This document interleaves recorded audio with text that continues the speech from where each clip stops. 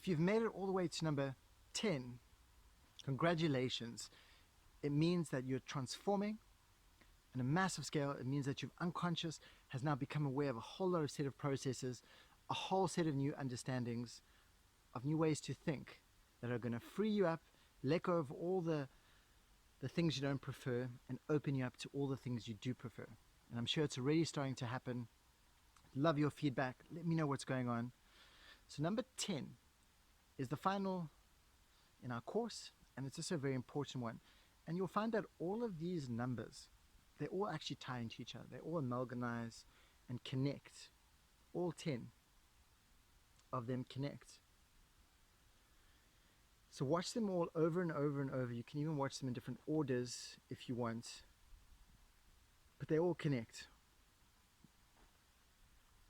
And they all relate to each other, and they all understand each other within your mindset, because I'm giving you a program, I'm giving you an understanding, I'm giving you a mindset. So by going through all 10 of these things, all 10, applying them, connecting them, using the whole piece at the same time, don't piecemeal, use the whole 10 piece at the same time. Go through all of them over and over and practice, do the exercises I've suggested, and you will see magical things will happen in your life, magical things. So number 10 is all about evaluation and description. And I've mentioned this a couple times. You've heard me talk about it, but I'm going to just make a focused one on it because it's that important to mention twice, just in more detail. So evaluation in specific. Evaluation, I'll start with evaluation. If you can imagine, it's at the top. And they call this the language of the heavens. It's conceptual language. It's vague language. It's non-specific language. It's our gift as a human being to create meaning into the world. When we evaluate, we create meaning. This is where good and bad exists. This is when evaluation exists, judgment. This is where emotion exists. All emotion is evaluation. This is where expectation. This is where assumption. This is where all the things happen. This is where things can go wrong in your life. They can go wrong. So vague language, it's also very beautiful to become aware of vague language, of conceptual language. You know, they call this abstract language. And this is one of the powers as a human being, is the art of conscious abstraction, the art of conscious evaluation, the art of conscious conceptualization. And I'm just using the top as a metaphor for now, just to make it easier to understand. And then at the bottom, we've got specific language. And specific language is more clear, precise, and accurate information, accurate language. Easy to understand. There's no place for misinterpretation. This is where we speak in sensory-based, descriptive language, the language of the five senses. And when we get more detail of the five senses, so whatever sounds you're hearing, whatever feelings you're feeling, whatever you're seeing through your eyes and seeing in your mind, maybe there's certain smells, tastes. As you tune into your five senses, you become more specific with them. This brings you into the present. It brings you into the moment. Because only when you are perceiving and aware of what's going on in the five senses through specifics, brings you into the five senses, which means it brings you back into the moment. What am I hearing? What am I seeing? What am I feeling? What am I tasting? What am I smelling? Brings you into the moment. And this is specific language. So we've got evaluative language, we've got specific language. This is clear and precise language. This is vague, conceptual. This is where information gets deleted, distorted, and generalized. If you speak in descriptive language, someone will always know what you're saying. It's very clear and easy to understand. Evaluative language can be speaking in ambiguous language and implication, presupposition. So a lot of times people are trying to figure out what you really mean. And a large majority of our society is predominantly very vague in their communication. I'll give you an example. How are you doing today? I'm doing good, thanks. I'm doing good. Good contains zero information. If someone tells me I'm doing good, I have no idea what they're saying. It lacks so much specific information. And a lot of people go around speaking to each other in this very vague manner. So it's never really clear, you don't really know what's going on, and it's harder to understand people. This is the basis of all communication breakdowns between relationships, partners, just with everyone. The more you communicate specifically, the more they're going to know where you're at, what's going on within you, and it's going to open up a new line of communication. Because this is just about becoming a better communicator with yourself and with others. And when you can communicate with yourself, when you connect with yourself, you have a link up, bloop, online. And when you're online connecting with yourself, you have more control. Because you're at the control tower of your life. The control tower of what you're feeling, the control tower of what you're thinking, the control tower of your understanding. So vague conceptual language is the language of the heavens. Specific language is the language of the earth. It's very detailed. It's very grounded information. If you're feeling a bit airy-fairy, it's because you're too vague in your language. If you want grounding, become more specific. Become more scheduled. Do specific. What time? What day you're going to do that? What time you're going to do that? Write down the list of the things you're going to do. If you say, I'll get to them, you'll never get to them. If you say, I'll get them tomorrow, 1 o'clock, meet me at this specific place, you're going to get to them. Specifics and vague are so important to understand. And these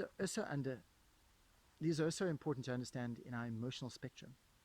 So when we vague and evaluate, we got anxiety, sadness, all these things. When we become specific, we find the metaphor. Where is it located? What does it look like? What does it feel like? Is there anything else about that? Does it have a shape or a size? Does it have a color? Any more information about that? The more we can pull information, we want to chunk down. Chunking down is when we take something very vague, very evaluative, very big chunk of information, we chunk it down into smaller bits. And we do this asking more specifics. So more specifics, suddenly we become very specific. And now we tune into the 5 senses. What are you hearing? What are you feeling? What are you seeing? What are you smelling? What are you tasting? The very basics. Once we get into the 5 senses, this is our primary level of communication. This is our secondary level of communication. So all communication happens first specifically, description based. And then it happens secondary, evaluative based. So we operate through our 5 senses.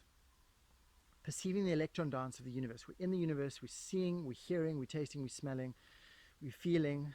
And based on that, we create evaluative meaning. We created a meaning on what we're perceiving in the 5 senses.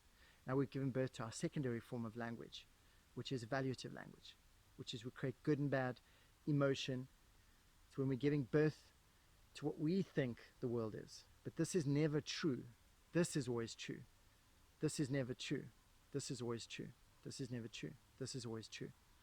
It's our first level. This is the more accurate level. So once we can learn to stay at a more specific level, what we're perceiving through our 5 senses, what's going on within ourselves, where's that feeling located in the body? Once we get into the body, we get into the limbic brain, we get into the unconscious mind, get into the metaphor. So you can either be a walking head or you can be grounded. When you're in your body, when you're feeling the sensations, you're external. You're in the environment. You're feeling what your feet feel like touching the ground. You're feeling the air. You're listening to the sounds, the smells. What are you seeing? Now I'm externally focused because I'm in my 5 senses. But if I'm in my evaluation, I'm a walking head. I'm just thinking, evaluating, creating my idea of good and bad and right and wrong. Creating all sorts of uncomfortable emotions, giving birth to evaluations, presuppositions, implications when I'm operating at this level. But if I chunk down using specific language into this level, I'm in my 5 senses. What am I hearing? What am I smelling? What am I seeing? What am I feeling? I'm grounded. I'm external. In my body, I'm moving. Body language. Your body gives off more information than what your words do. Sometimes just paying attention to your own body language will give you a lot of information. I'm sure you can see how this is all weaving together now. And refer to the book. I'm going to draw an amazing little diagram in there. This little diagram was just a basic illustration. But have a look in the book. You'll see I've done an amazing little diagram which will help you symbolically understand the difference between evaluation and specifics. But take that into your mind. Absorb that concept in. Read through all the notes. It'll help things become a bit more clear. And watch this multiple times. Watch this whole series of 10 multiple times. I've done 10 points, 10 fingers. When you put all the fingers together, it creates connection, it creates harmony, it creates groundedness. And your experience of the world is just based on your perception, what's happening in your internal languaging system. So I'm sharing with you a certain perspective, a certain reframe, a certain way of seeing the world that will create a lot of harmony in your life, and it will help you to transform anxiety into excitement, from pain into joy, balancing the paradox of the right and the wrong, connecting the paradox, staying in balance, describing sensation, describe the way that you feel, find balance, stay within descriptive language. You know, there's a wise saying that says, when you describe the world, you can never have a semantic response to the world. So if you stay within pure describing the world, descriptive language, you can't have a negative response to the world, which will keep you in harmony. It'll keep you in the paradox of your energy levels, keep you balanced within yourself, where you feel calm, balanced, at ease, at peace, your experience of the world, knowing that it's unfolding to your benefit as an expression of your true nature, effortlessly and synchronistically. That's when we know. That's when you know. And knowingness is what all of this creates. When we have all 10 points locked in place, you have knowingness. And knowingness is a certain air of certainty that you carry with you. You feel certain.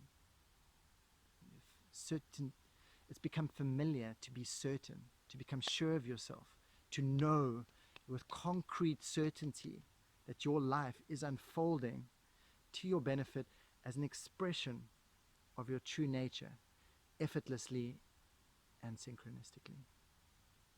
Thank you for tuning in. So glad I can share information that can help transform your life. Go through this, ask questions, message me. I'd love to get comments. But practice, listen to this, read the book over and over and over, and I can pretty much guarantee your life will change in a way you never believed possible.